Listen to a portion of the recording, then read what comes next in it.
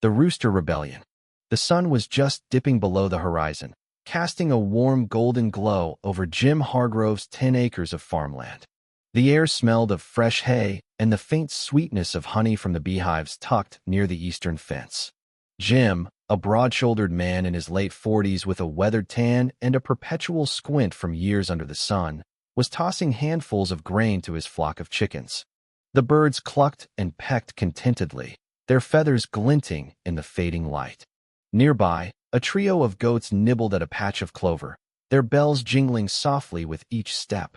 It was a peaceful scene, the kind Jim had worked hard to build after years of city life wore him down. This was his sanctuary.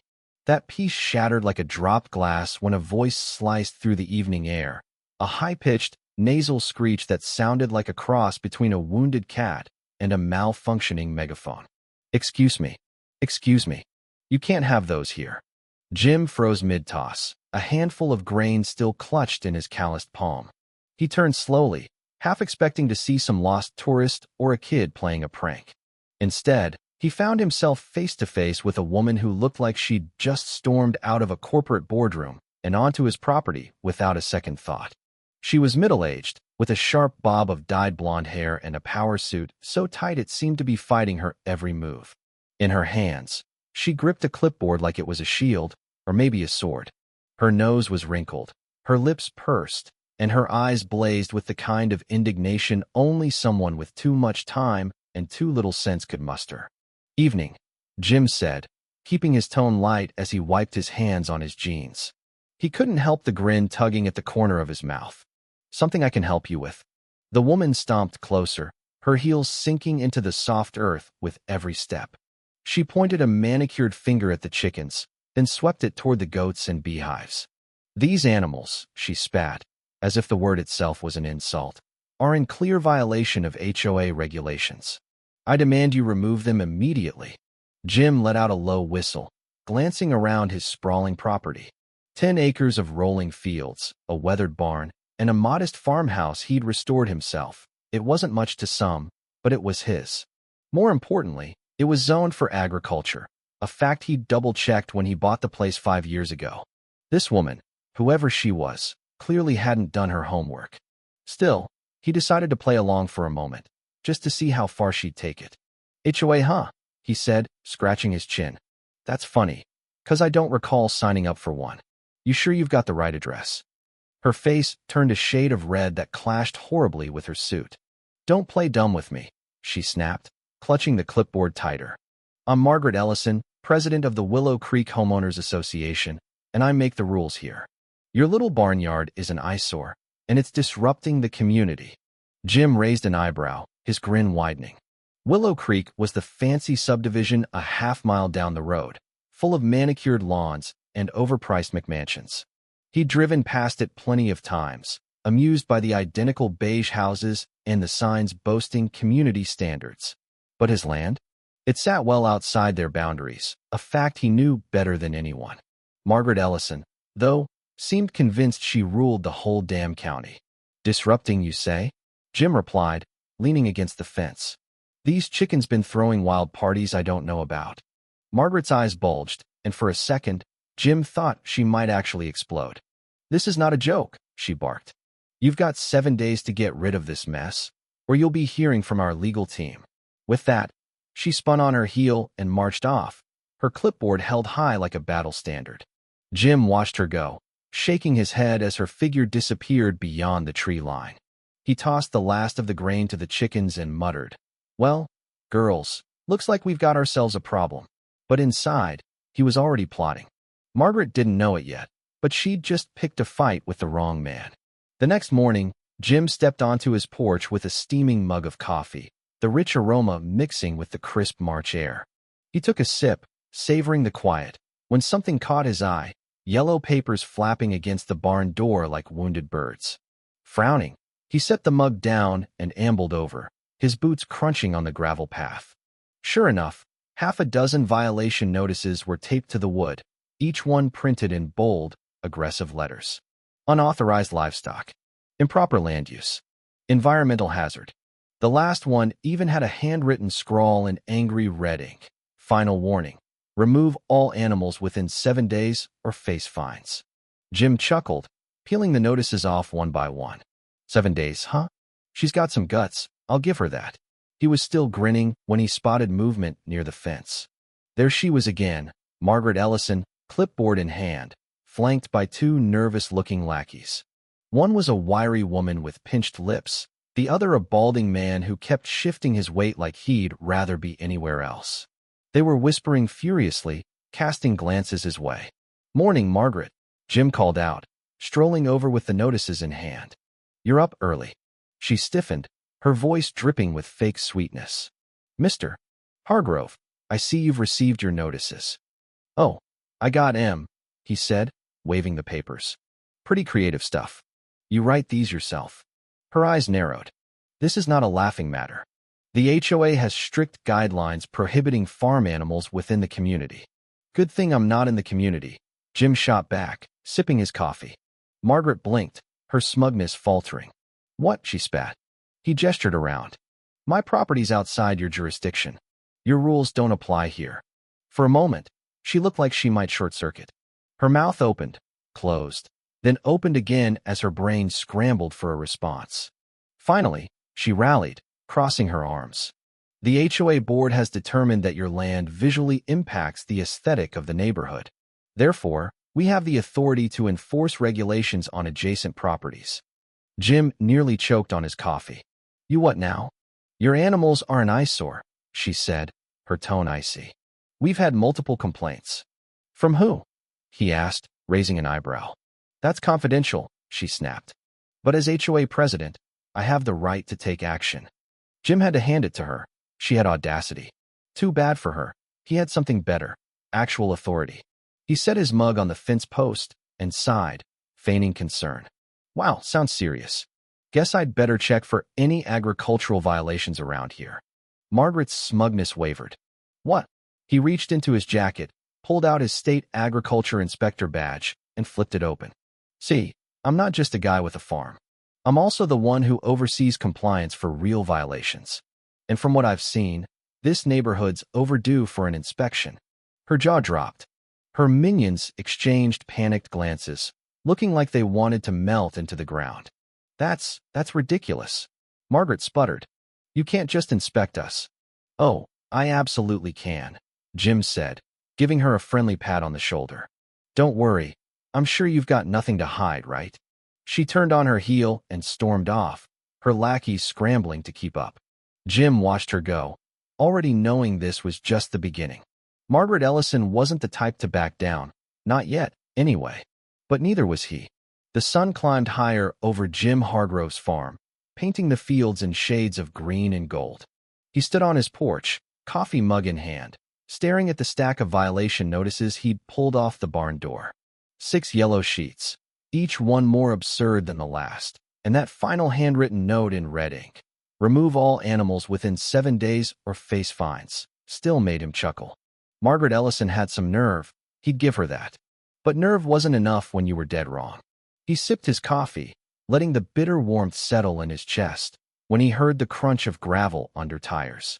A beat-up sedan rolled up the driveway, and out stepped Frank Delaney, a lanky man in his 60s with a mop of gray hair and a perpetually tired expression. Frank lived on the edge of Willow Creek, one of the few neighbors Jim actually liked. He wasn't one of Maggie's minions, too sensible for that, but he'd been roped into the HOA board years ago and hadn't found a way out. "Morning, Jim," Frank called, ambling over with his hands in his pockets. "Heard you had a run-in with the queen bee yesterday." Jim grinned, holding up the notices. "You could say that. She left me some love letters." Frank squinted at the papers, then let out a low whistle. "Unauthorized livestock? Environmental hazard? She's really reaching this time." "Always does," Jim said, leaning against the porch railing. "Problem is, she thinks my farm's under her thumb. Doesn't realize it's outside her little kingdom." Frank nodded, scratching his chin. "Yeah, I tried telling her that once, back when she wanted to fine me for planting wildflowers. Said they didn't match the approved palette. She doesn't listen unless it's her own voice talking." Jim laughed. "Sounds about right. She's got 7 days planned out for me, apparently.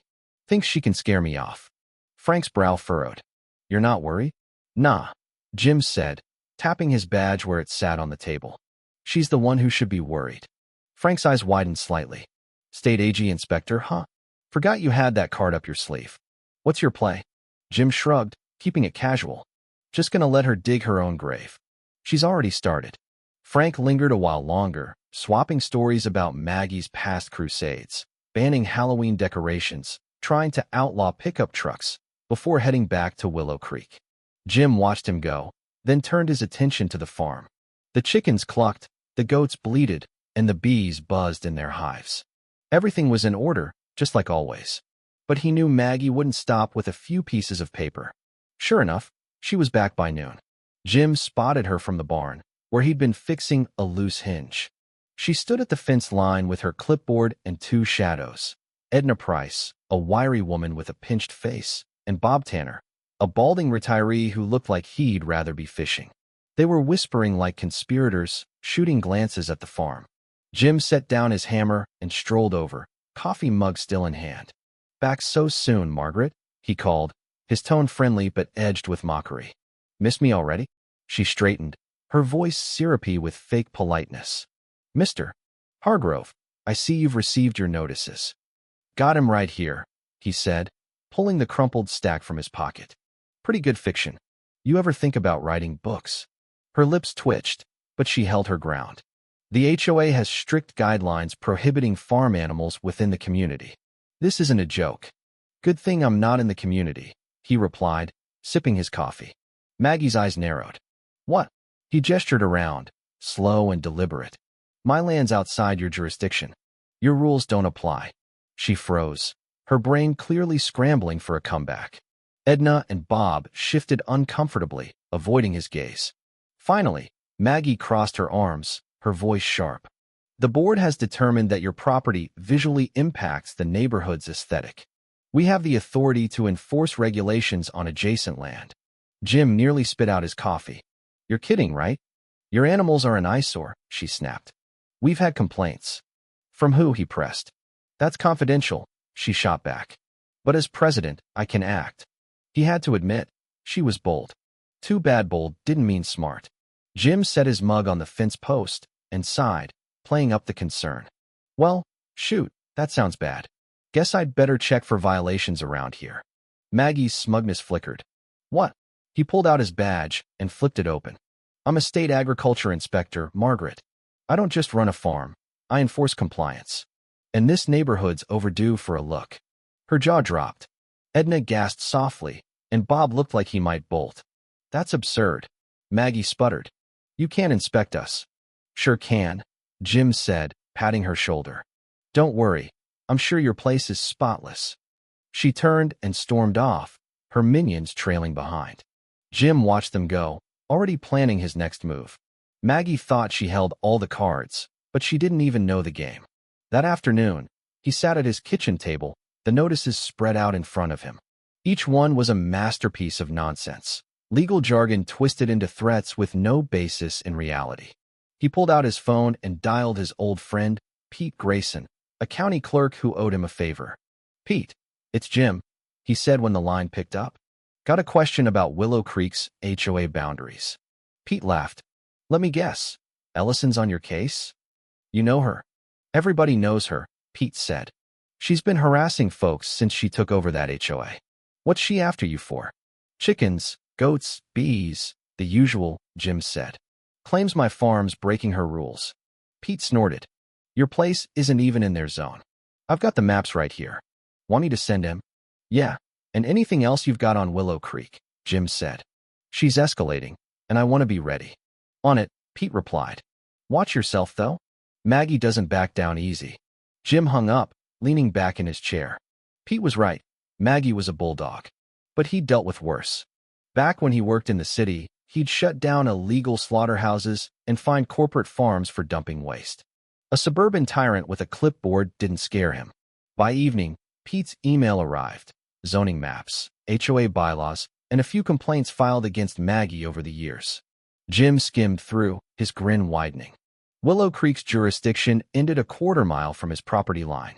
Maggie's visual impact excuse was pure fiction, and he had the proof. But he wouldn't play that card yet. Let her think she was winning. Then he dropped the hammer. The next day, he caught Bob Tanner sneaking around the fence with a measuring tape. The old man jumped when Jim called out, "Need help there, Bob?" and scurried off muttering excuses. Jim shook his head. Maggie's crew was relentless, but sloppy. She'd be back with more soon. He could feel it. Sure enough, the following morning brought a thicker notice slipped under his gate. This one listed fines totaling $10,000, citing everything from noise pollution to health risks. Jim laughed so hard he nearly dropped it. Time to turn up the heat. Jim Hargrove wasn't one to rush into a fight, but he didn't shy away from one either. With Maggie's latest violation notice in hand, a bloated stack of paper that looked like it belonged in a bad legal drama, he decided it was time to stop playing defense. She wanted a war. Fine. He'd give her one she'd never forget. He started with a drive through Willow Creek. It was a pristine little world, cookie-cutter houses, manicured lawns, and signs preaching community pride. But Jim knew better than to trust the surface. As a state agriculture inspector, he'd seen plenty of polished facades hiding rot. Maggie's empire was no different. He parked near her house, a two-story monstrosity with a gaudy fountain out front. The backyard caught his eye, a massive shed that stretched well beyond the property line, encroaching on a public easement. He snapped a few photos with his phone, grinning. "Oh, Margaret, you've been naughty." Back home, he dug into the documents Pete had sent. The HOA bylaws were strict, sure, but they didn't extend beyond Willow Creek's borders. Maggie's claim about adjacent properties was a bluff, and her shed? A clear violation of county zoning laws.